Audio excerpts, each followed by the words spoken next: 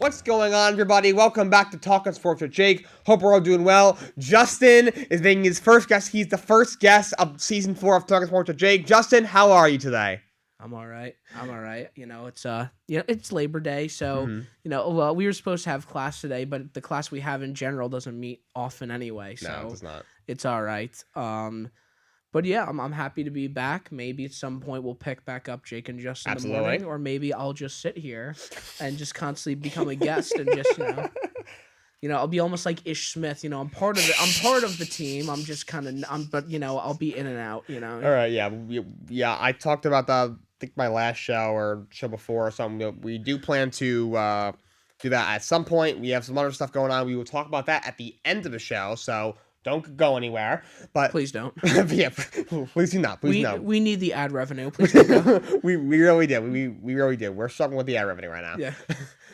So let's jump right in. Let's start with some. You know what? Let's start with some college football. Let's do that first. All right. So Justin, I think it's only right because we actually talked about this off camera in our living room yesterday.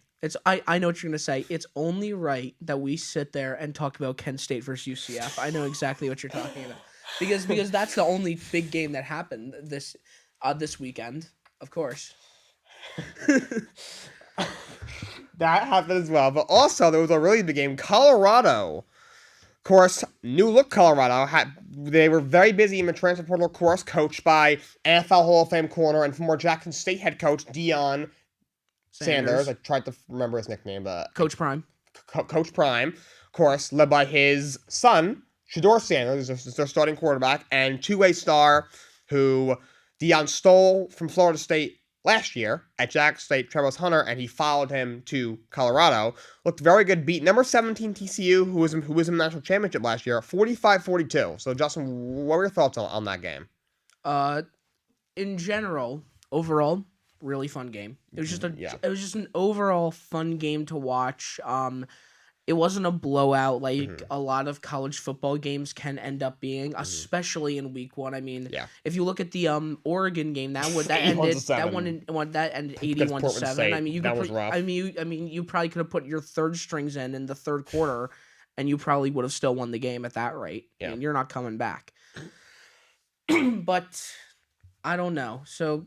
It was just overall a great game, and yes, TCU was heavily favored, primarily because of recency bias. They did almost win the college football playoff, which is respectable, but also when you end up losing Quentin Johnston and even Max Duggan, who I do like Max Duggan, but I mean he did play well in those playoffs. He had a fantastic year last year. He was electric in last year. So when you lose those two guys who are your big pieces, you're gonna end up falling off. Yeah. This to me was more of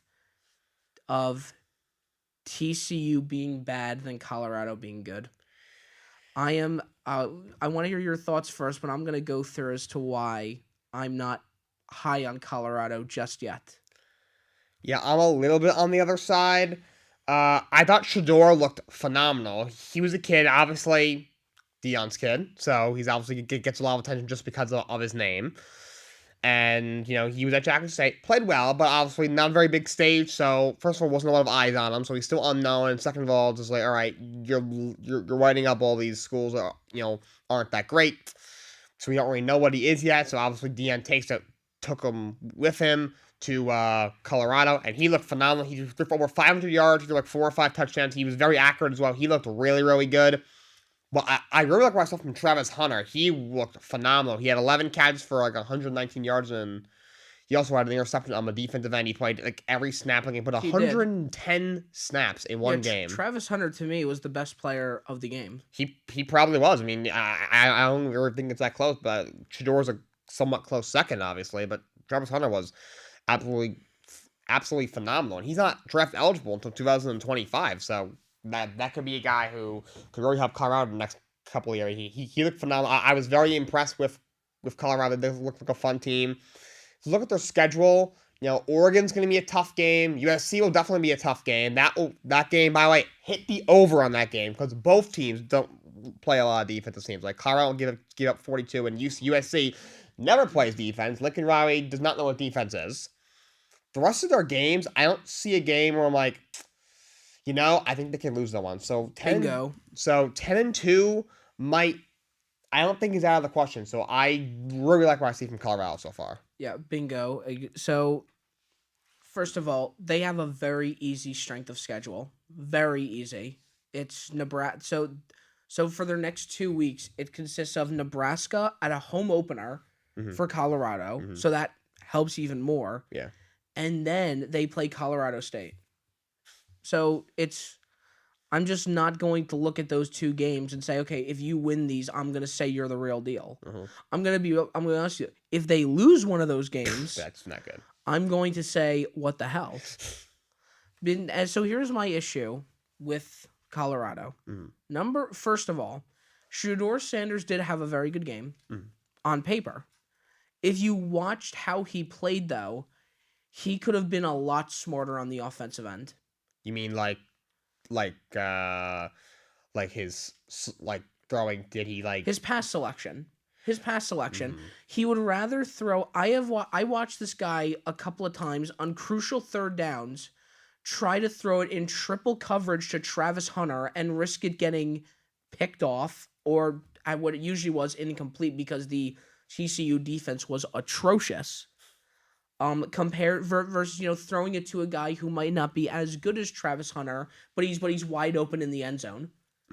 You need to be smarter than that. NFL scouts are going to look at that. Like if you want to go to the NFL, you need to realize that scouts are going to look at are going to see if you could, if you can read a defense, read who's going to become a threat. That's what I think Shedeur needs to learn because Travis Hunter was a beast that game. Of course you're going to triple cover him. It was like Stephon Diggs at one point. Yeah. Everybody was double covering him because that's what you had to do. And what quarterbacks and what Josh Allen had to do, unless he threw a horrendous pick, is adapt. Yeah. That's what you do. It's just that simple. But in general for his first game, great game. Travis Hunter, to me, best game. Oh yeah. Excellent game. But there's a big asterisk to it. You cannot, if I'm Deion Sanders and if I'm scouts that are looking at him, I am not going to expect Travis Hunter to do that every single game. You just can't. You can't. He is going to get hurt. He will. It's 110 snaps. That's a lot. You're going to ask him to play 110 snaps every single game? Get out of here.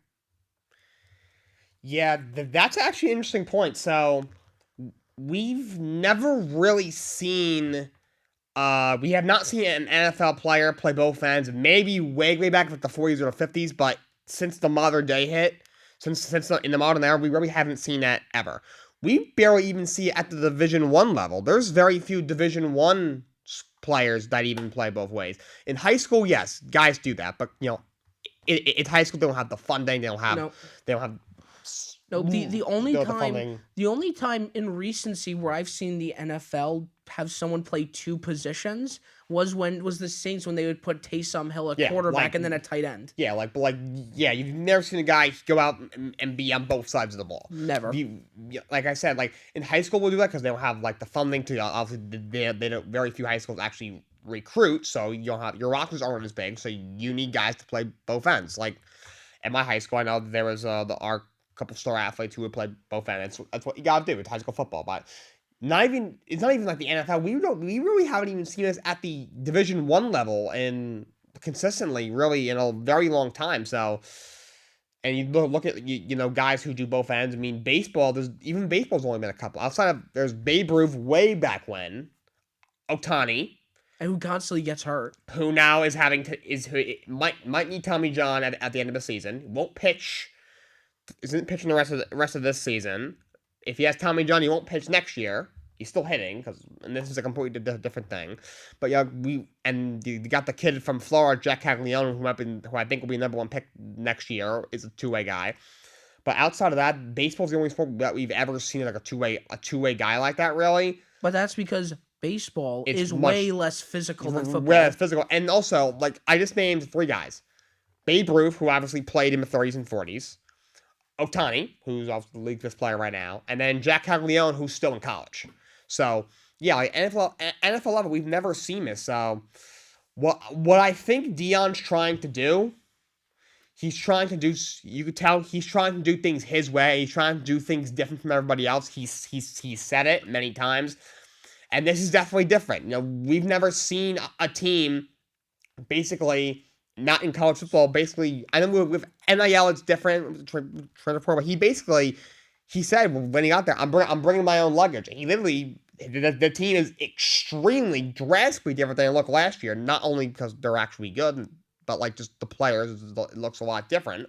Yeah, it's, You know, playing the guy on both ends, it's very different. Well, let's say for example, I'm just gonna throw out something here. Mm-hmm. Let's say for example, Travis Hunter goes to the Browns, and he plays the offensive and the defensive end against the Steelers. So what you're gonna tell me is that no one is going to be worried that he has to deal with Broderick Jones and T.J. Watt. Like I'm a Steelers. Oh, I see what you're saying. Yeah, yeah. When it gets to the NFL level, like you are putting I just don't like the idea that you're putting the kid's injury risk at an all-time high. You really are. The TCU defense was atrocious. If you played a Michigan Harbaugh defense, that's not happening. So 11.19 wouldn't happen. I can't say either way yet because, like I said, we've never seen this. If his production starts dropping off, he gets nicked up in a few weeks, then we have a very serious conversation. Then we're like, all right, this does not work. Something's wrong. Yep. So it's just so new. I don't really know what to think of it. Like, I see both sides. I see, like, well, if the guy has the ability to play both ends and he's elite at it, Dion will be stupid to pull him off the field. But at the same time, if this kid has a chance to be at like a number 1 pick in 2 years, yep. If he's already gassed by the time he gets to the league, that's going to be a problem. And that's my other concern. And there's just one other thing. What? Oh boy, I'm gonna get killed for this one. Okay. I'm about to make some enemies. We're about to start a dialogue. Deion Sanders needs to be quiet just a little bit. Just a little bit quiet. He's talking a really big game in the span of 2 weeks. Yeah, in the span of 2 days. Yeah, because he first says, Travis Hunter has the Heisman in his house already. He's just waiting for his name to be announced. Something about Travis Hunter is going to be a number 1 overall pick. Just a very, it's not to the same extent, but it's very LeVar Ball-esque. You're going up there. You're hyping up your player to the. You're hyping up one player to the nth degree, but then the second they get hurt and the second they underperform, they're gonna be not only hard on the player, but then they're gonna be looking at Deion and saying, "Well, you said he was a Heisman winner. Yeah. You said he was gonna be a number 1 overall pick. He has 14 drops. What happened? You know what I'm saying?" Yeah, I do see what you're saying. Look, Deion is Deion. He's a larger than life guy. Obviously, he's very very different. Most college football coaches, they may have had like some sort of career. They may have dabbled as a player. Obviously, you have some guys that are bigger names. Obviously, just like a guy like Nick Saban because he's had so much success coaching. Jim Harbaugh had a lot of success as an NFL coach. Played briefly, but Deion Sanders is one of the greatest NFL players of all time, and then now he jumps into the rank as a college football head coach. He goes to Jackson State at a very obscure school for a HBCU in the SWAC, which is a very obscure conference. Was there for 3 years, and then all of a sudden he jumps into a Power 5 school for taking over a Colorado program that's been dead in the water for a long time. They had 1 win last year. I think they give up at least like 40 points every game. Like they were bad. The defense is still bad. You shouldn't be letting up 42 points against that TCU team. I mean, it was bad last year, but yeah. So it's a very different. Deion talks while it's back. He does. To this point, he's backed up everything. When he was a player, he talked last night, and he backs it up. He's arguably the greatest corner of all time. Everything he's said so far, he's delivered on. But you're right. If Colorado goes 8-4 this year, he's gonna get a lot of criticism because he's been talking his talk and walking his walk, as he said in his recent press conference. So, yeah, I think. Yeah, I'm looking at a couple of games for him. So I'm looking up. So give me a second. No, keep talking while I pull up the Colorado schedule. Right. Because there's like 4 games I'm looking at, but I just need to make sure what order they're in. All right. So Justin's gonna confirm the Colorado schedule. When it comes to Dion, I haven't loved some things he's done with the recruiting. I heard the guys that, like, when he said, "Oh yeah, I'm bringing my own luggage," I didn't love how he handled that. That being said, Dion is also new to this process. I think his inexperience in that area did show. That being said, say what you want about him, he's backed up everything so far. But again, we've never really seen this before. And if Colorado, comes back down to earth and ends up, 8-4, which would still be major progress for the program, he's gonna get a lot of criticism because he's been talking up Colorado like they're gonna be one of the best 4 teams in college football, and they go 8-4 and they're, the 24th best team. Everyone's gonna be like, that's a massive failure. Yep. So to me, there are 5 games I'm looking at. Mm-hmm. So there's Oregon. Yep. USC. Yep. Of course. UCLA, Oregon State, and Utah. Okay. To me, he needs to win. Colorado needs to win at least 2 of those games for me to say they're legit. For me to say they're legit, he at least has to win. Very fair. He at least has to win 2 of those games. Absolutely. Like, I'm not going to expect them to be. If they lose to USC, I'm not going to say, "Oh no, oh yeah, they suck." But if they lose to Stanford, that's a problem. I'm going to say it's a problem. If anybody loses to Stanford, that's a problem. It's like the problem. So I'm going to give an example. Oregon State is good, but they're not great. Their quarterback, DJ Uyunglele, is not that good. Was not good last year. On top of that, Colorado's playing at home that day. Yeah. November 4th. It's not wrong for me to say I'm expecting you to win that game. Absolutely. I'm expecting you to win that game. Even USC, they're playing at home, so they have a shot. And also that's not a bad matchup because USC, they can score if anybody. They got the best player in college football in Caleb Williams, and whoever the heck his weapons are, I don't think it matters because Caleb Williams is so good.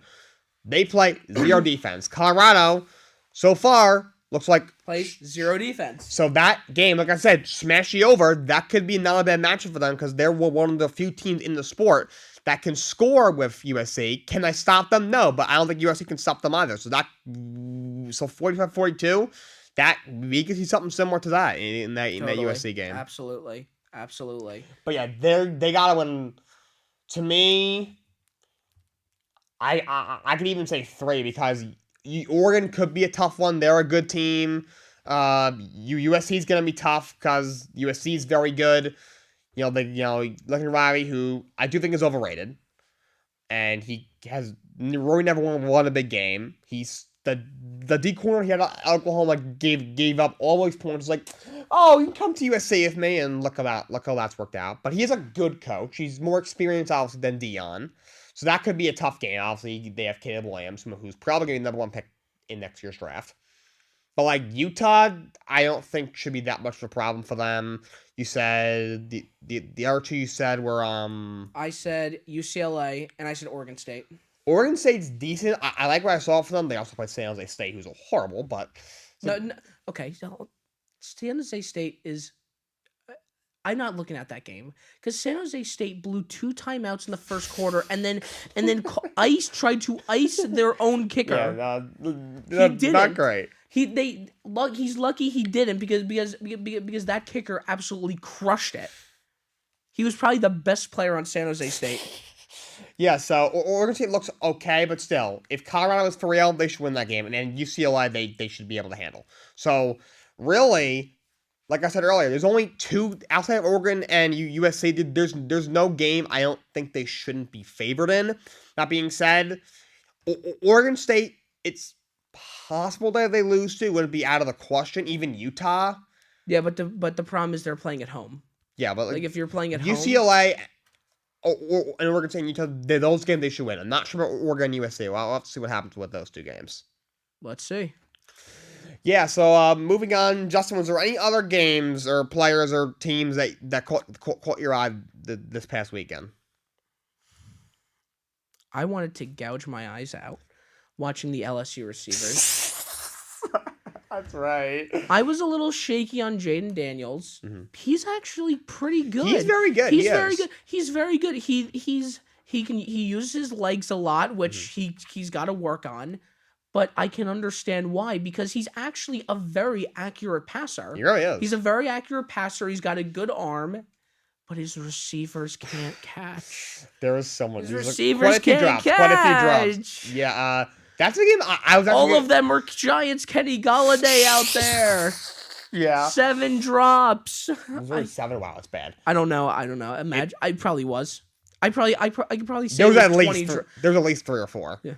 At the least, I was like in and out of the game because I was like doing work while I was in and out of the room. I saw at least 3 or 4. Yep. Absolutely. Yeah. So 7 honestly sounds about right. That's what I thought. That's why I believed you, because that number sounds accurate. But yeah, that game, I was actually going to talk about. Florida State looked really good. Florida State looked good, but it was mainly because LSU was just horrible. LSU couldn't tackle. They couldn't read a play for their life. The receivers couldn't catch for their life. Brian Kelly's a joke. Yeah, that's one thing. In the first half, both teams made a lot of mistakes in the first half. LSU twice. There was like 4 fumbles. I know. Yeah, for LSU, first 2 drives, they go down the red zone, they get nothing. They went 4 on 4th down both times. Could have either kicked a short field goal both times, or at least drew a better play and try to get a first down or a touchdown. They got 0. So they could have went up 14-0, and they were down 7-0 or they were down 7-0 or 0-0.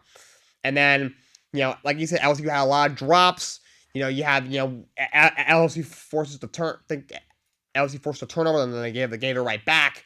Or maybe it's the other way around, but turnovers.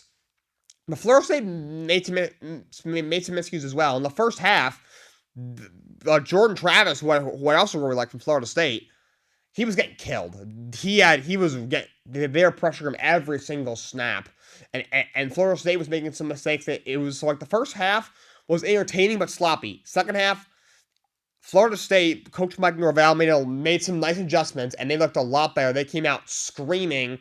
They got a lot of pressure on Jaden Daniels. The O-line did a much better job. Jordan Travis played really well. That kid, what's his name? Keon Coleman or something like that. He looked phenomenal. Travis to Coleman will be a nice little connection this year. But LSU just kept making mistakes. They kept shooting themselves in the foot. Outside of Jaden Daniels, everyone else was not good. Because and I'm sorry, I actually really, really liked what Jaden Daniels brought. I do as well. He was very smart. He could scramble a lot. There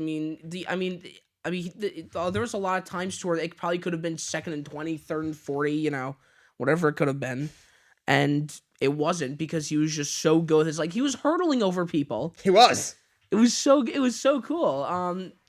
But I liked how Jaden Daniels looked, but everything else, I'm not a happy man.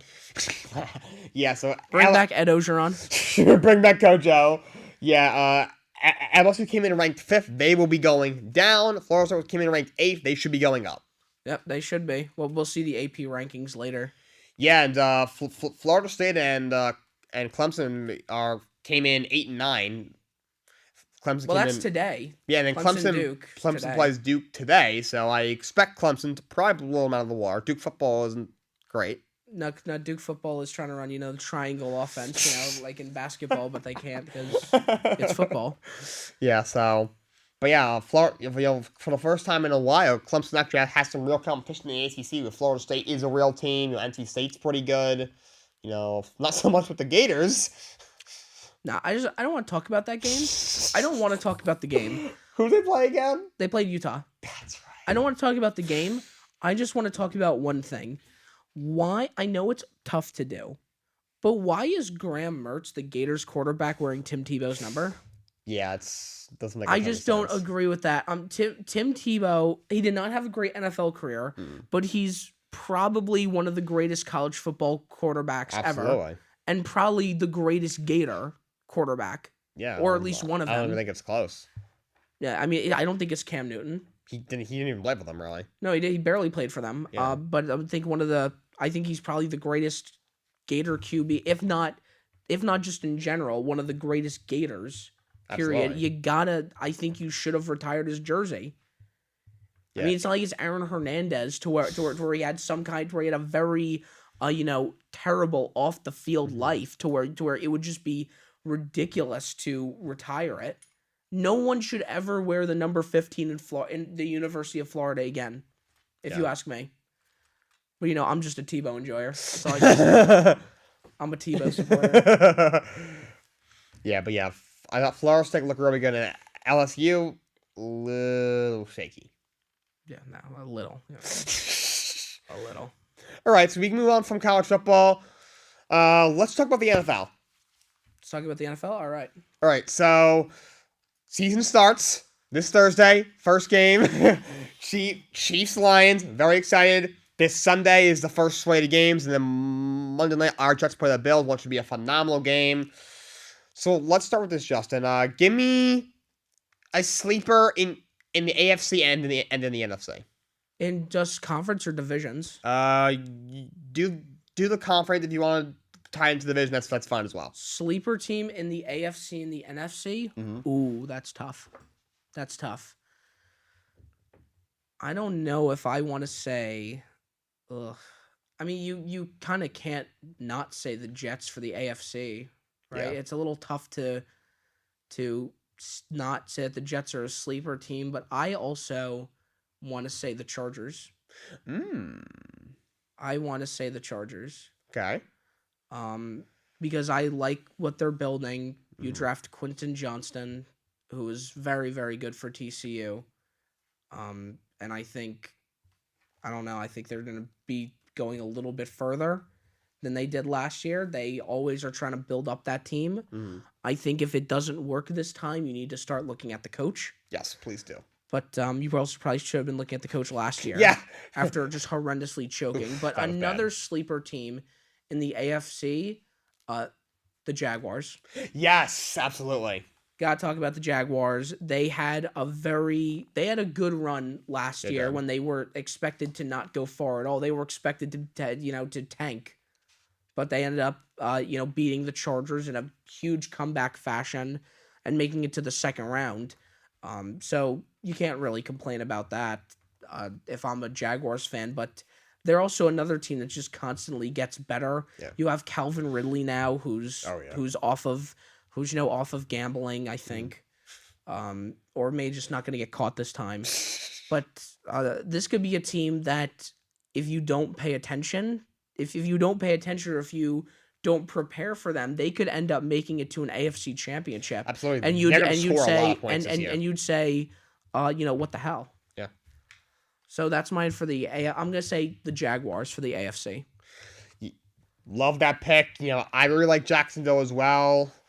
I was probably going to say them, but just to not be super boring, I actually like the Cleveland Browns. I do. All right. So there's always that one thing with the Browns, because their ownership is awful. And they always... Are we already going to talk about... okay, yeah, we're going to really look at the ownership at the number one issue with that, yeah. Look, I know Watson hasn't played in a while. He only played 6 games last year. And didn't look phenomenal. You know exactly why. No, yeah, obviously he shouldn't be in the league. He should not be. He's not a good person. But as a player, the last time we saw him on the field, when everything was normal, he was one of the league's best quarterbacks. And their roster is really good. They have Nick Chubb, who's a stud, great O-line. They got some nice weapons. They improved the defense a lot, adding Dalvin Thompson. They added one Thorne. They added Darius Smith. And they had Elijah Moore from the Jets to help with the receiving corps. So I think the team's actually really good. I do have a couple. Yes, they're in a very tough division in the AFC North. I don't know about Kevin Stefanski. I liked when he won the Coach of the Year. I thought, all right, this guy has a chance to be really good. Since then, I haven't loved what I've seen. And, is Watson the same player? I don't know. Only time will tell, but to me, if he's even, I think if he's close to what he was a couple of years ago, I think Cleveland could be a playoff team. Yep. That being said, AFC is so loaded, but they're a team that really no one's really talking about because there's just so much competition that could maybe surprise people and be a little better than expected. I see where you're going. I just don't know if they're gonna win their division. Oh no, I would. Like the Jaguars, I think shocked. can win that division. They better. They better win their division. AFC, yeah, they better win that division. I swear to God. All right, but I guess we move on to NFC. You go first. All right, so my sleeper team in the NFC, I'm gonna say the Seattle Seahawks. I like that pick. I like the Seahawks pick. Yeah, Geno, obviously, we both saw him with the Jets. It wasn't pretty. He was a backup for a long time. Wins the Seattle job last year, and then went out and had a great year. If you look at the Jets teams, those teams were really bad. Also, he was a second-round pick. He's competing with Mark Sanchez. Looked like he was going to sit at first. Then, for some reason, Rex Ryan decides to put Mark Sanchez in the preseason game, late in the last preseason games, and of course, he gets hurt.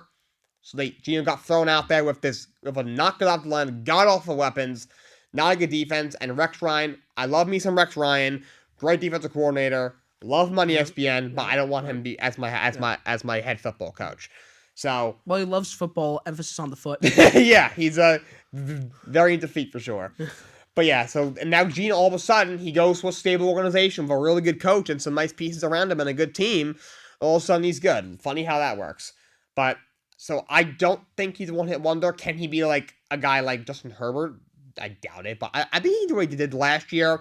But even then, he did not show up in the playoffs at all. He was horrible. He did not. He also played the league's best defense and maybe the league's best team. But when they had a quarterback in the Niners, but yeah, he didn't look great. But he played very well in the regular season last year. The team's even better. Offense, which scored a lot last year. Drafts Jack Smith-Njigba in the first round. You draft Zach Charbonnet in the third round, so that offense should be really, really good. They got a young offensive line that I think will only get better. I think the defense will get even better. You add Draymond Jones from Denver up front. You bring back Bobby Wagner, who's still pretty good. You Jamal Adams, who's not like one of the best paid safeties in the league. That trade was awful for Seattle, giving up 2 first-round picks. One of which being Sauce. Yeah, giving up 2 first-round picks. I think that was the just pick, but yeah, they got a lot in that trade. You have 2 first-round picks for a safety who can't freaking cover is stupid, but he's still very good against the run. Better them than us. Exactly. He's still great against the run. As annoying as he is, he's great against the run, and he's one of the best, and he's probably the best pass rushing DB in the league. He's out to start the year, but they should have him, I would think, by week 4 or 5. And now you draft Devin Witherspoon. That secondary could be really, really good. I think the gap between San Francisco and Seattle is closer than people think. So I'm going to go Seattle for my sleeper. All right. So, there's a lot of things you could go for sleepers for the NFC. I'm cooking. He can tell. He can tell. I look on my face. I'm cooking. I'm chefing up. I might know what you're about to say. What am I about to say? Is it a team in the NFC East? Fuck no. Never Absolutely mind. not. Absolutely not. But look, you could say, the Giants. You could if you wanted to. Mm-hmm. I love what the Lions are doing. I love great what the Lions... pick. Yes. Who said that was my pick? Who said that was my pick? My apologies. All right, continue. The sleeper pick of the NFC. I'm going for the Buccaneers, baby. The Bucks. The Bucks. I'm going for the Bucks. Why is that? So, hear me out. Kyle Trask is not proven yet. He's not the starter. Wait, it's Baker? Yeah, Baker won the job. Either way, doesn't matter. Who gives a shit? It doesn't matter. Baker has this tendency for some reason to show up and prove himself in situations where people don't think he's going to get the job done. We saw him against the Jets. It is on the Browns. Remember Rams Raiders? People thought the Raiders are gonna win.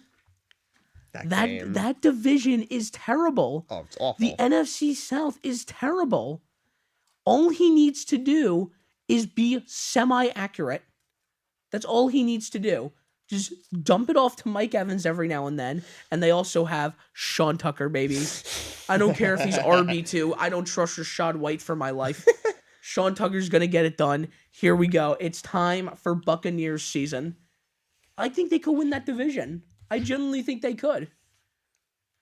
Interesting. I think their team is terrible. I think they might pick them in the top 5. That being said, if they squeeze out 7 wins, they might be they could be a game out of the division. That division is terrible. No, but for real though, it's the Lions. It is the Lions. It is Lions. Okay. It is the Lions. I would love to die on the hill with the Buccaneers. I can't. I love what the Lions are building. Jared Goff. Originally, people thought after he left LA that he was not that good. And everyone had the right to say that, but he's really, I guess everyone does need to change the scenery, and that new home in Detroit has looked really good for him. Amon-Ra St. Brown's a beast. Yes. They just have overall a solid core, and they're just keep building. Dan Campbell was not liked in his first year, and then his second year, he really steps it up. Yeah. And this year, if they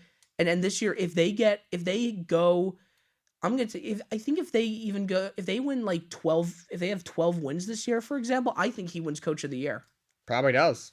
I think it just has to happen. So the Lions are gonna be the true sleeper pick, but I do love me some Sean Tucker. Yes. I do love me some Q's, Sean Tucker. But no, the Buccaneers are gonna suck this year. It's over. I don't trust Todd Bowles for my life. He's an awful Todd Bowles. He might be out of a job by midseason. He is horrible awful. Week 3. All right, might as well. He's not good. All right, so let's now go on the other side of things. Give me your team in each conference that you think with being overhyped and is gonna fall short of expectations. Overhyped. Don't think. Overhyped won't be good. It's gonna completely just bust out this year, in a bad way. That's gonna just absolutely suck. I don't know. There's so many teams out there. There's so many teams out here. I guess the obvious pick is the Dolphins. That's the obvious pick. Because the way Dolphins fans talk about the Dolphins is a problem. Tua, I can't trust him to stay on the field. No. I can't trust him to stay on the field. When he does stay on the field, I can't trust him to be elite. I don't care if you have Jalen Waddle and Tyreek Hill. You still got to throw the football. Yeah. You still got to throw it to them. Losing Gesicki is a big hit. It is. And I don't know. They did bolster up the defense a little bit, but I'm sorry. I'm not afraid of a secondary consisting of Jalen Ramsey and Eli Apple. And Ramsey's out until Ramsey's out. And Ramsey's out. So you had to pick up Eli Apple. So I'm not scared of Eli Apple and who's it, Xavier Howard? No. Yeah. I'm not scared of that. Yeah. I'm not afraid of that secondary at all. Absolutely not. I just don't. I mean, we could potentially be looking at them and saying that they're going to end up getting a top 10 pick this year. If they hit their floor, possibly. If they do hit, I think that is their floor. I just don't. I think they are way too overhyped. On the NFC side of things, there's a lot of teams you could say. Of course, the big one is always going to be the Cowboys, just because of the way Cowboys fans talk about them. It's always going to be the Cowboys. But for the NFC, there's a lot. There's a lot. It's a weaker conference in the AFC for sure. You know what? I'm going to say the Giants. Really? I'm saying the Giants. You're that damn right. Daniel Jones, to me, had a good year, but not a $40 million a year deserving year. No. Not at a $160 million year. He just didn't. Saquon Barkley had a great year this year. Finally. It took him 4 years to finally have a healthy year. Are you going to trust that he does that again? I can't. Because he's so on and off. Darren Waller is a huge pickup, but I'm not going to look at that and say that's going to be enough. Not when their receiving core is one of those. You know, when their receiving core is what it is. Boom. So there you go. I think the Giants are going to be decent this year, but I just think they're going to be on that level of just painfully mid to where I could see that, you know what, they're going to be that kind of team that'll have like 2 draws in the season. 2 ties. Oh my God. 2 ties. It's going to be so funny. All right. So interesting pick. So in the AFC UN, AFC, I went Dolphins. Dolphins, NFC Giants. All right, nice pick. So, my teams that I'm not a fan of in the AFC, Ravens, I think that I was gonna say that was like maybe I'll be a little more surprising, but I gotta go with the Ravens. I don't think the Ravens are a bad football team. I actually think they make the playoffs, but I think they're being overhyped. I have some people saying that. I've heard some people saying they're not getting enough hype. I'm on the complete other side of that one. I I think offensively they have a lot of talent. Lamar, if he's healthy, is a great player. And I don't think he's a bad thrower. I don't think he's like Mahomes or Allen with his arm. But considering how well he can make plays with his legs, he does more than enough with his arm. And having Dobbins and Gus Edwards healthy going into the season is a plus. The receiving core is the best he's ever had. You add Odell and all these other guys. But first of all, Odell hasn't played he didn't play last year. He didn't play a single snap last year. He tore his ACL in the Super Bowl. Yeah, and he hasn't played since. He hasn't played a full season in like 5 years. He's a locker room cancer. So, like, I know Zay Flowers is a good draft pick. I love Zay Flowers. I loved him coming out. I love when the Ravens took him. I love where the Ravens took him. I loved everything I'm hearing about him. I think he's the best receiver on that roster. Oh, by far. I don't think it's that close, but the one issue with this team, injuries. They are so injury prone. Lamar has not stayed healthy in 2 years. Dobbins is always hurt. Gus Edwards is always hurt. Odell Beckham is always hurt. And when he's on the field, he's very good, but not what he once was. And second of all, he's always causing issues. And people are hyping up Odell. I know he doesn't need to be a 1 there. He can be a number 2, but I don't know if he'll be on the field. Rashad Bateman, everyone talks about. And I like Bateman. He's been in like 2 years, has barely played. He's always hurt. The O-line gets hurt a lot. And they're so injury prone. And on defense, they're not bad, but John Harbaugh is known for having great defense. I don't know if they have a great defense. Like, there's some young guys. Like, their linebacking core is very good. You know, Patrick Queen had a good year last year. You know, you have Dave Owa is a former first rounder. David Ohabo is the guy who would have been a high pick. Supposed to be a second round if he was healthy. Didn't get hurt at the combine. You know, I like Marlon Humphrey, but Humphrey's already hurt. Won't be out long, so he's already hurt. I think there's so many injury concerns. And also, much as I love John Harbaugh, he's had like 2 playoff wins since their Super Bowl win. That was in like 2011, 2012. I mean, the real tragedy is their preseason streak. Their preseason win streak is over. Sam Cosmi, the guard from the Commanders, came out and said, "Yeah, it's stupid. We're gonna beat it," and then did. That was a pretty gangster move. But their preseason streak is over. They're just so injury prone. You know. At the end of last year, you did the whole survey, and then their training staff got absolutely blasted, and then you look at it, you're like, well, no kidding. And a couple of players came out and said, well, yeah, the way they handle injuries is really bad. Like, the way they handle injuries is just so porous, and it worries me, especially considering they are in this awfully tough division. Yep. So now my team in the NFC.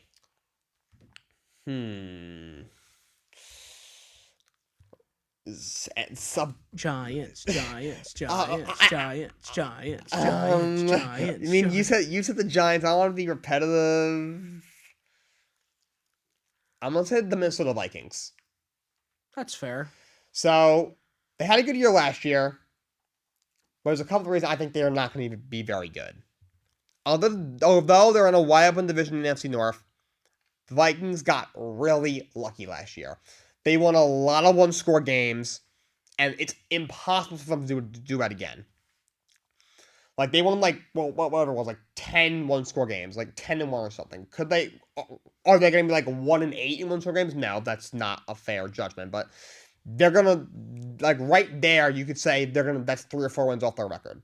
Right, they won, 12 or 13 last year, so that still gives them a possible playoff team. I think they went 13-4. All right, so that gives them, 9-ish? Yeah.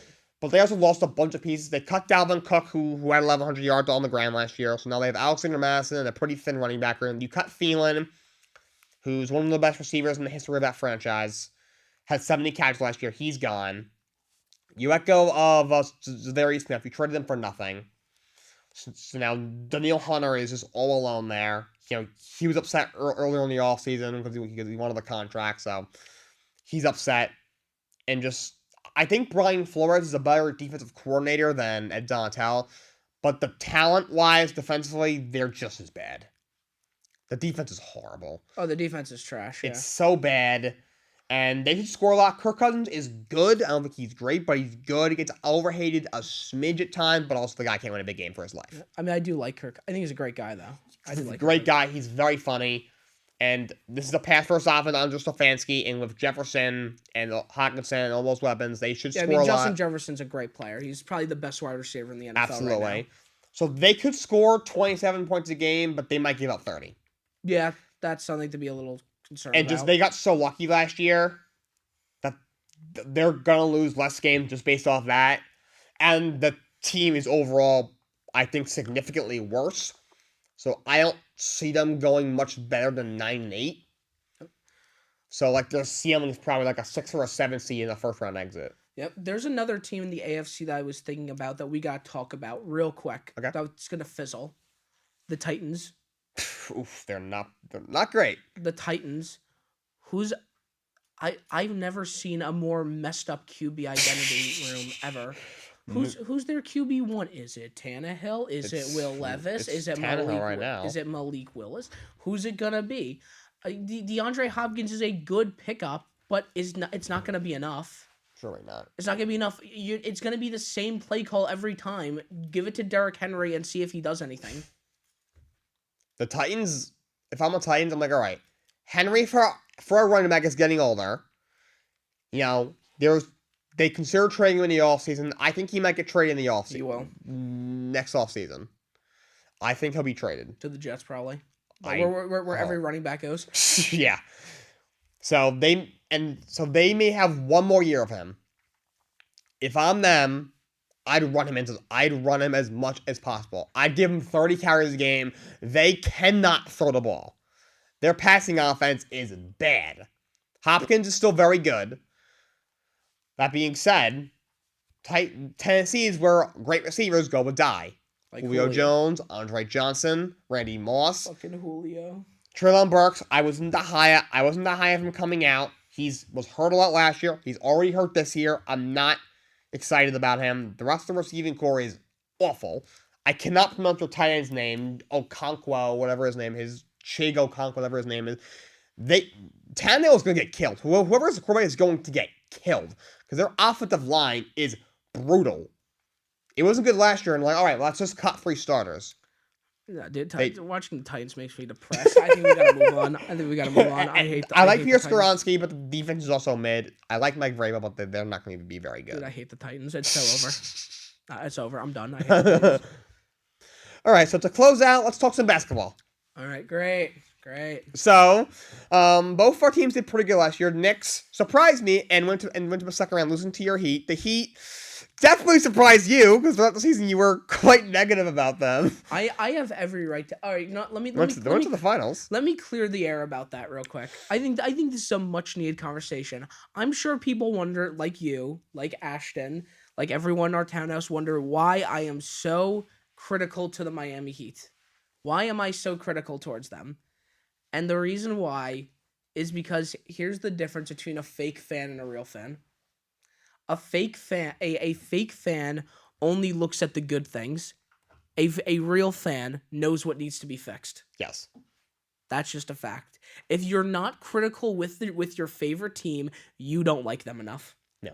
You don't want to watch them win. You are critical with the Knicks. You're critical with the Mets. You and I are critical with the Jets. Right. You want to know why? Because we love them. Exactly. Because we love the Jets and we know what it takes to succeed. Absolutely. We because there are many times, every sports fan knows this. There are times to where it feels like the fans are smarter than the actual front office. To where the fans know what needs to be done, but the front office doesn't. No. That's the thing. The reason why I'm so critical for the Heat is because I knew how they did in the regular season. I knew how they performed. They were 2 years ago. They were one Jimmy Butler three-pointer away from making the NBA Finals. Yeah.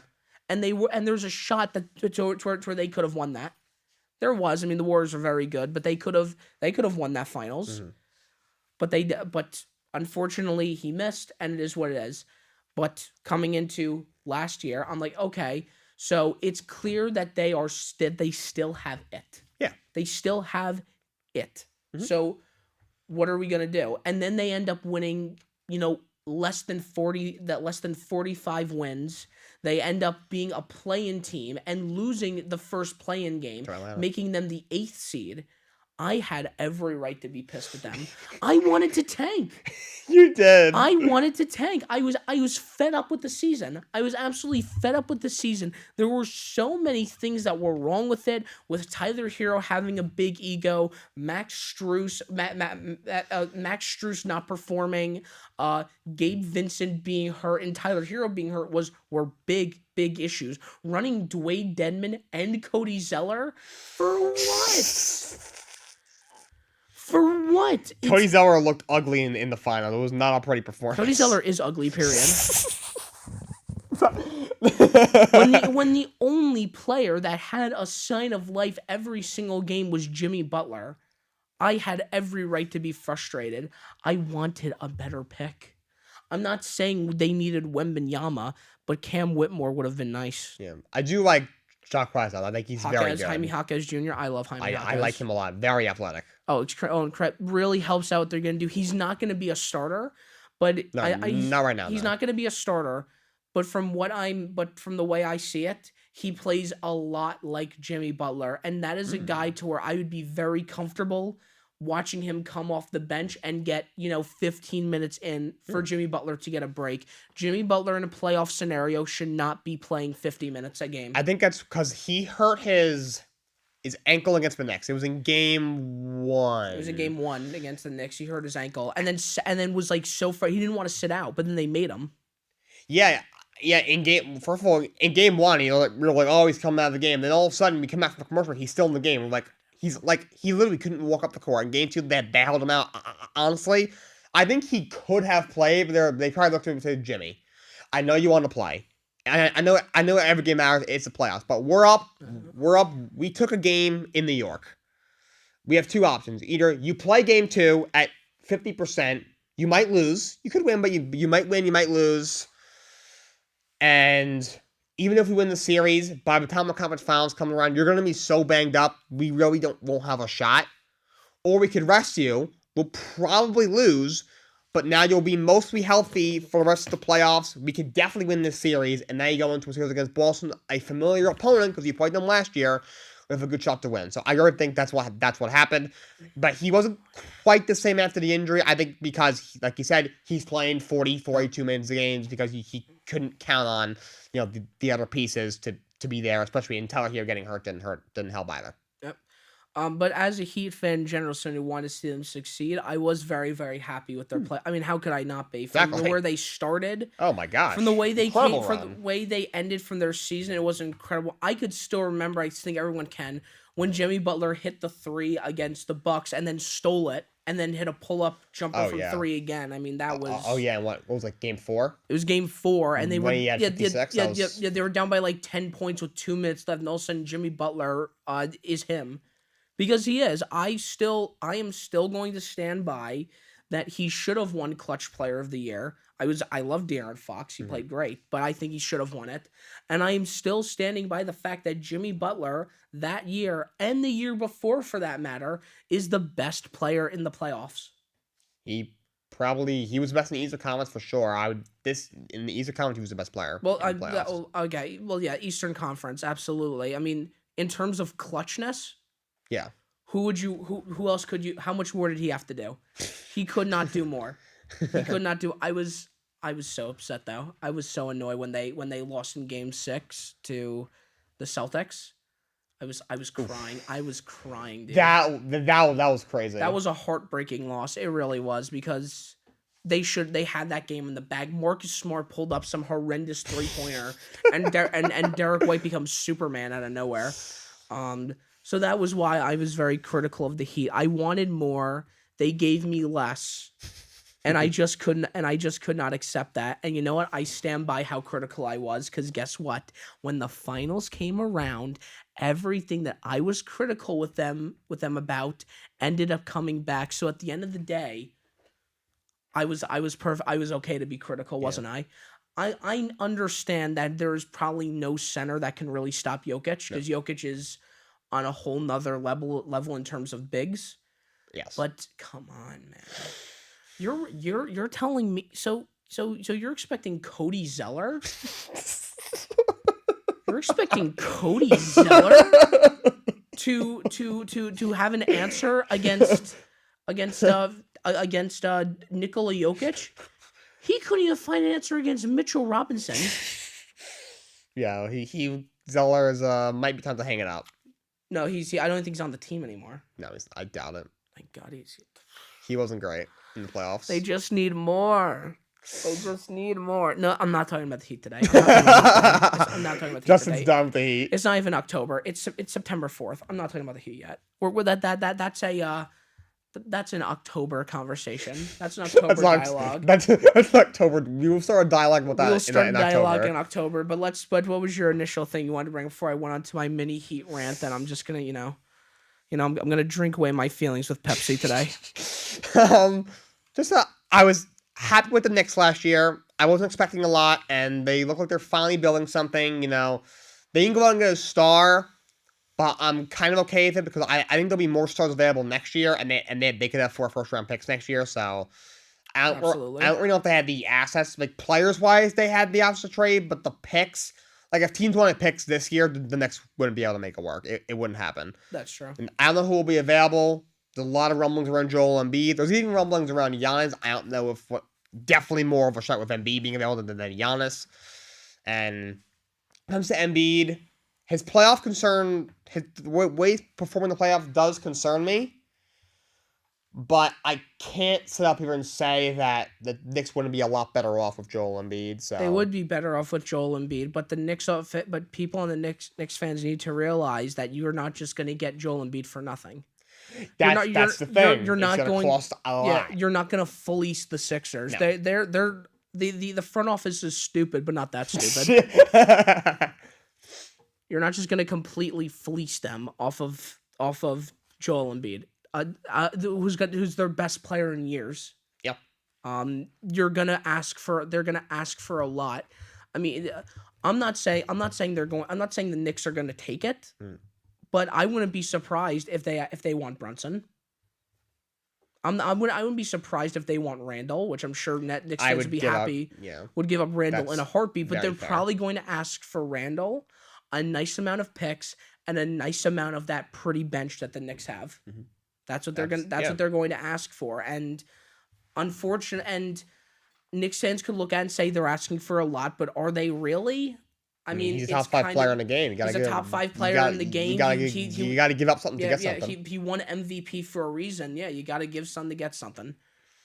Yeah, but I do like the DiVincenzo move. I thought it was pretty good value. I think he fits with what the Knicks do. A guy who's a really good perimeter defender, can shoot very similar to Josh Hart. Of course, you reunite the 3 kids from Villanova: Hart, Brunson, and DiVincenzo. Yeah. So I was very happy with that move. And bringing Jay right next, bringing Jay. Might as well. When it comes to Tibbs, I was very critical of him in the first half of last year, but I thought he made some nice adjustments in the second half of last year. He both said some things in the playoffs, like in the game 6, like the one lineup he had out in the second quarter, like there wasn't a lot of floor spacing when they had Brunson out the court.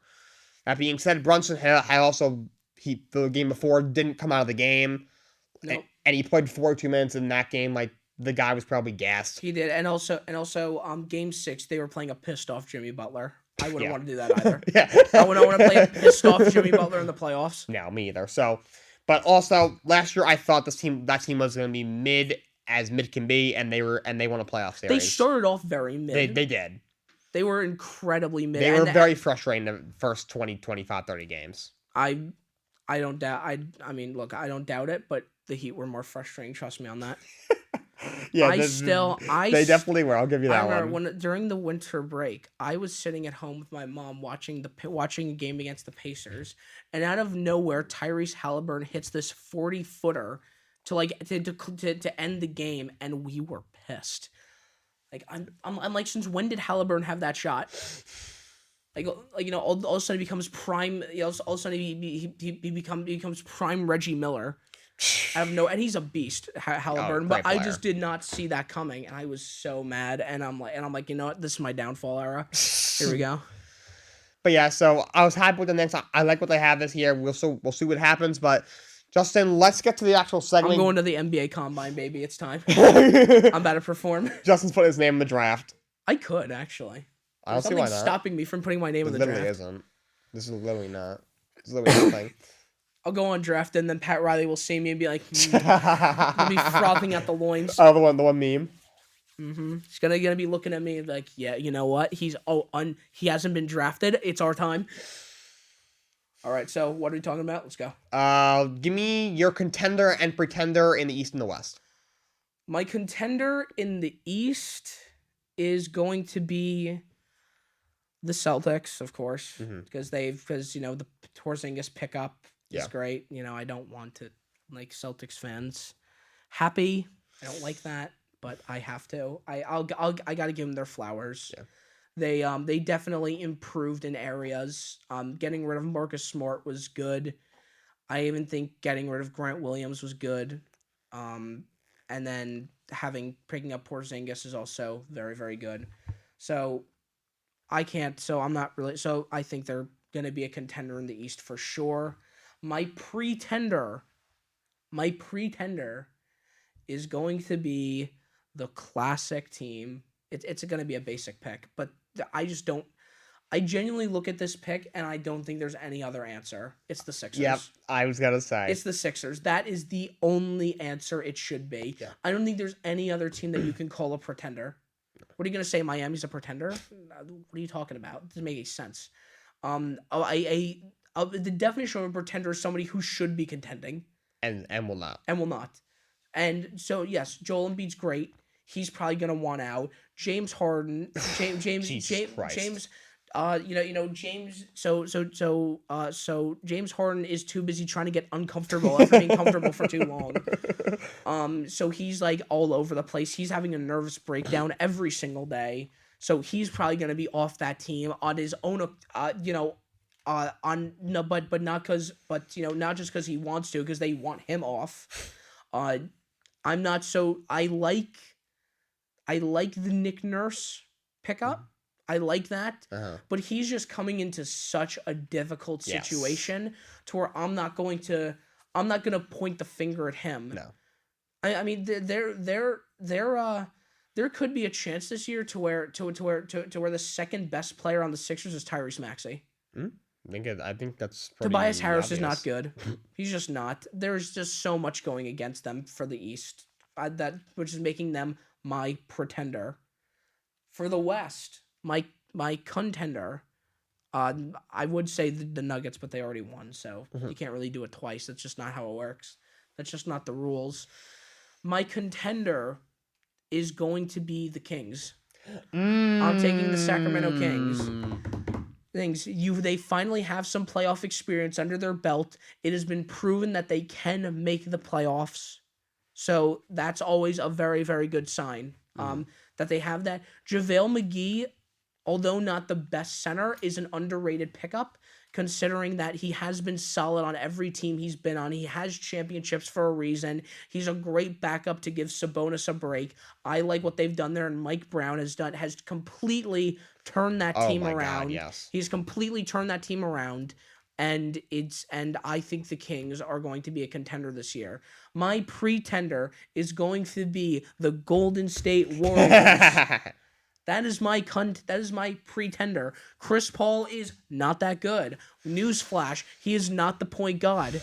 He is not even close. It's just not happening. You know who you could also throw into the pretender area? The Phoenix Suns. That is the true pretender. The true pretender is the Phoenix Suns. Yes, on paper, Devin Booker, Kevin Durant, And Bradley Beal sounds fantastic, but when they have to sit out because KD gets hurt and Bradley Beal gets hurt, who's gonna come in? Their depth is you. Ooh. What am I gonna do? I'm gonna run Eric Gordon. Where's my bench? Where's my bench? I'm gonna run Yuta Watanabe. Where's my bench? They don't have one. They really don't. That team is going to suck. It's gonna be so funny. But that's my contender is gonna be the Kings. Pretender, the Phoenix Suns. All right, so contender the Kings, and so in the East he went. Contender, I went the Celtics. Pretender, I went Philly. I went Philly. It's for my contender in the East. I'm gonna say Boston as well. I don't see another team right now. To be honest, I think the West we could see the champion because East has a lot of good teams, but every team has a weakness. Like the Knicks aren't on a championship team yet. Even Cleveland, I mean, they picked up Strus. I think they overpaid for him. I'm gonna tell you right now, that's not a good pickup. It's just not. Yeah, they picked up Niang. He's fine 3-point shooter on the bench, but he's not gonna move a needle. And I love what they're building. But I still think they might be a piece away. They're a little bit of an older piece away. They need some guy who's not a veteran. Yeah, they need just one veteran piece, and then I think they're good. Yes, and Philly, just no.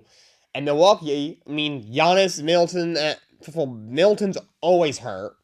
I love Drew Holiday, and Giannis is obviously phenomenal, but they're a team, if they're healthy, they might win every year, but one of those three always get hurt, and those three, when they're all together, are unstoppable. But when one of those guys is out, it messes up everything. I don't really think there's a legit number 2 option besides Giannis, and because Giannis isn't a 3-point shooter, you need to have 3-point shooters around him, and I don't think they have enough of that.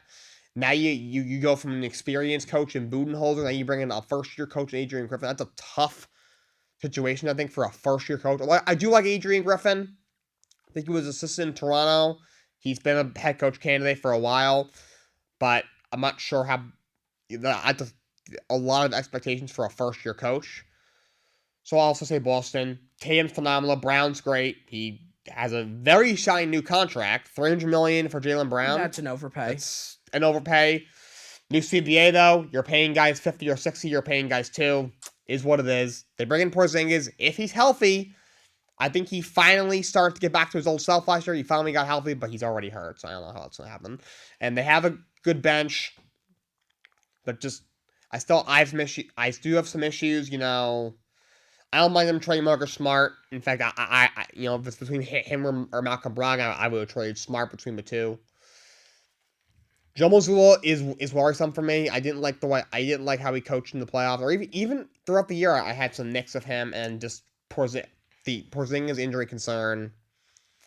So, but I just think they're head and shoulders in the East. Milton I don't think will stay healthy. Philly's gonna regress, and Cleveland and Knicks are a piece away. Yep. For my pretender, I would say Philly, but not to be super boring. I'm gonna say the Chicago Bulls. I thought you were about to say Miami. I'm like, thank God. No, not Miami. Not Miami. The Chicago Bulls. Mid-Ami. The Bulls decided to give this thing one more try. They decided to hold on to Levine. They held on to DeRozan. Lonzo is not there. He's out the season again. They held on to Cruz. They held on to Vooch. They're giving this core one more try. 2 years ago, first half of the season, they were competing for first in the East. Then they had a bunch of injuries. Lonzo got hurt, and the whole thing started. And, they lost Caruso and a lot of injuries. And they fell back to the 6th or 7th seed.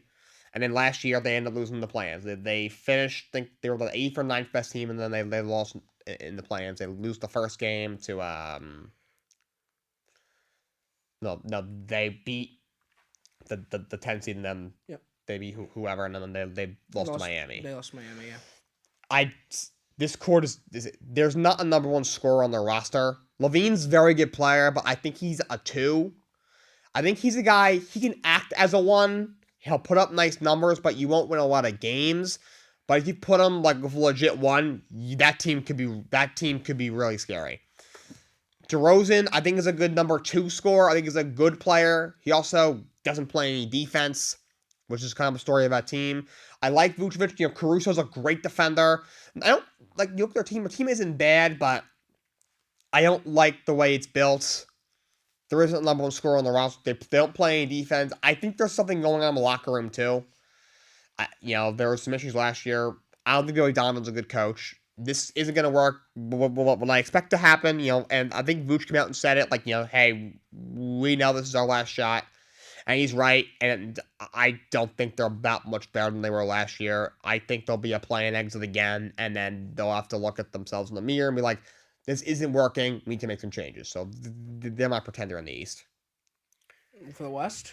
For the West? The West. My contender... East is best, West is least. Yeah. West is least.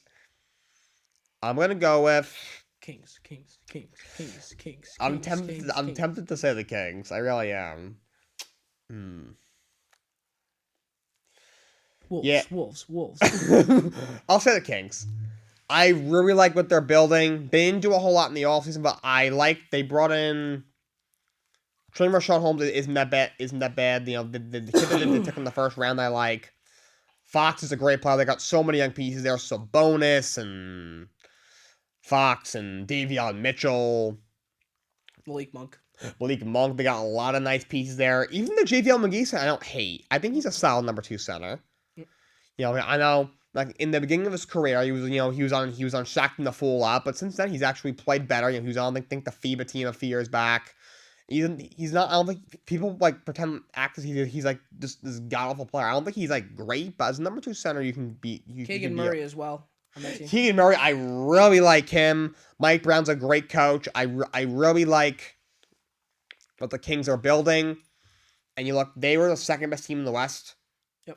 Last year, they're the 3 seed, I think. It was. Oh yeah, Memphis will have them, and Memphis won't have what's his face, Ja for 25 games. Yeah. So that's gonna hurt them. And I still think that team is missed multiple pieces away from really contending. To be honest, Golden State is old. It's not the same Golden State team. The Clippers are just the Clippers. They're not good. Kawhi's he'll play maybe 30 games. Paul George will play 40. So Jake, who's your pretender? Lakers.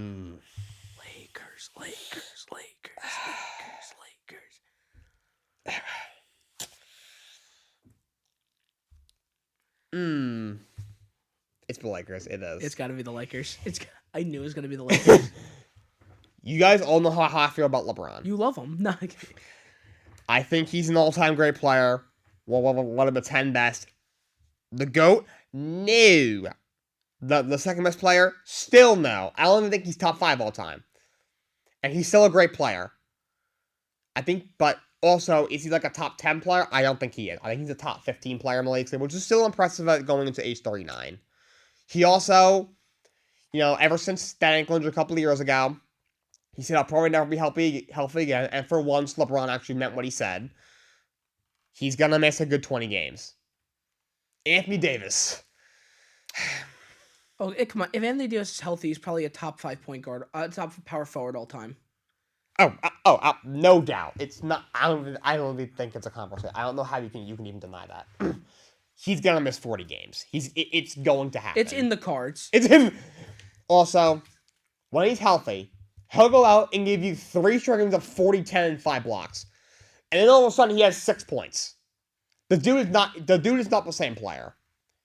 He's not a top 10 player. He's afraid to jump. He is afraid to. He's afraid to get hurt. I mean, I don't blame him. Yeah. I don't blame him for being afraid to get hurt. Well, he hangs on the rim and he grabs for his back. The guy's gonna get hurt. He's missing a lot of games. And then, all right, they have people hyped up their offense as it was the greatest thing ever. All right, they brought back Reeves. Cool. I like Austin Reeves a lot. They brought back D'Lo. Good scoring guard. He was also pitifully bad in the playoffs. I don't think he could play for my high school team. He was bad in the playoffs. All right, they bring back Ruby Hachimura. Fine. He played very well for them. their bench isn't scaring me. And still, it's just not. They did pick up Gabe, which is why I want them to lose. That's right. Which is why Gabe's I want them to fine. lose. All right, so there. And I know, after the All-Star break, they made all those moves, and the team played really well, and they went to the conference finals. They got their ass kicked, but they got smacked in the face, but they were there. They beat the Grizzlies. Cool, congrats. You beat the old Warriors. Congrats. Then when you played a real Nuggets team, you got slapped in the face. Yep. But the team is old. LeBron's 39. AD's not the same. I don't trust D'Lo in the playoffs. I like Reeves a lot. I like Hachimura a lot. But the rest, they're just there. It's over. Vanderbilt's a good defender. Very good defender. Not scoring a lot. Their team, they'll be good. Can they be the 5th or 6th best team in the West? Yes. People are pretending as if they're a championship contender. They are not. If they play Denver again, they are going to get slapped again. Their ceiling, I don't see them getting further in the second round. I'm sorry. All right, that's fine. That's fair. They are not that good. LeBron's going to miss 20 games. AD will miss 40. And the rest of the team is not that good. It's extremely overrated. Lakers, I think their ceiling is a 4 or a 5. And that's just because the West is not good. Nope, it's not good. Denver, they still got Jokic. They'll still be great. Lose a couple guys. Memphis isn't that good. The Clippers are the Clippers. The Kings I already like. Warriors are old. And everyone else in that Phoenix, that's not going to work. That's going to be ugly. Their future, they have no draft picks. Lakers might finish 4th or 5th because of how bad the conference is, but they won't get out of a second round. So that's my pretender. All right, that's fair. That's all fair. So what else is there to talk about outside of the announcement? All right, so but before we get to the announcement, CM Punk has gone from AEW. It's time for the rise of fresh squeezed Orange Cassidy. Yes, I do love fresh squeezed Orange Cassidy. I do love me some fresh squeezed. And by the way, wrestling is in the best place it's ever been. Outside of Bray Wyatt being Wyatt, that was very sad. I talked about that on Manfred Preview. Very, very sad. I'm still so sad about that. But yes, I do like where wrestling is overall. And AEW is finally putting something together. They got CM Punk out of the locker room. Thank God. Kudos to Tony Khan. I don't like Tony Khan at all, but I do.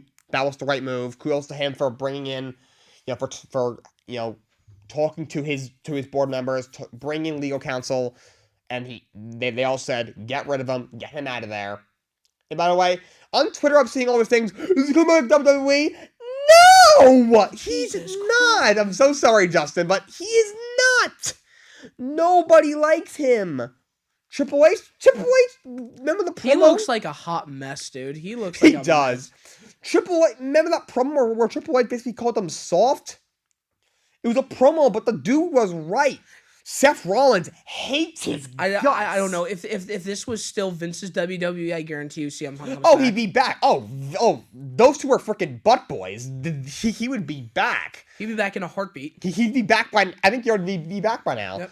Triple H is like, Seth Rollins hates him. Roman Reigns, basically did an interview. He basically said, he's fine, but he's not that good, and he's not. I'm sorry. Best in the world, my ass. No, his career is over. Toxic piece of garbage. See you later. He's the Aaron Rodgers cosplayer, Aaron Rodgers. John said to me last night, he looks like Aaron Rodgers cosplaying as Aaron Rodgers in a movie, and I kind of see it. Yep. Easy. All right. Let's get to the announcement. Justin? All right. So, for Sacred Heart University, all of us are asked to do something called a senior project. This can be anything that we could put into a portfolio. So some people do a documentary, some people do an essay. We are deciding to do a podcast. Now, if you think it's just going to be Jake and I, you are sorely mistaken.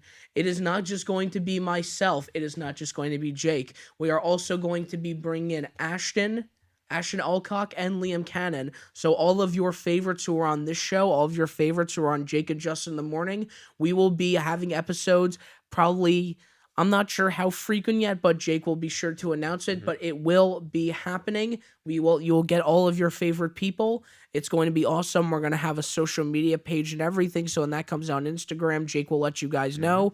But you guys get excited. It's gonna be a lot of fun. It sure will be, and Jake and Justin 1 will be back somewhat soon. Still figuring all of this out. It's a lot right now, especially with us just getting back to school just last week, For but sure. we will get this figured out soon, and we will get that to you, where it be my podcast, our social medias. We will get that to you, but that's all I got for you guys today. Justin, thank you for coming on, Of course. and until next time, so long. Have a great day. Bye.